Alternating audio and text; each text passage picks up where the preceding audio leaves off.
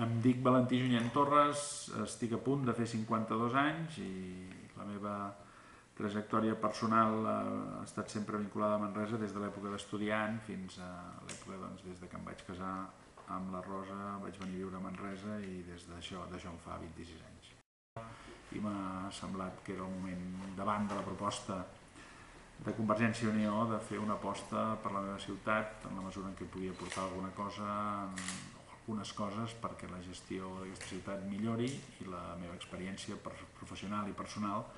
doncs serveixi pel moment present. No em plantejo reptes més enllà del 2015 i prou important és el que tenim entre mans com ara mateix saber què farem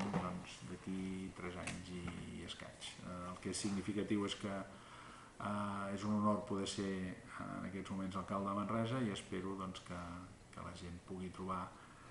en la nostra gestió un nou model de gestió de la ciutat en el sentit que les circumstàncies actuals porten a haver de prendre un seguit de decisions que no són les mateixes que es podien prendre en un altre moment.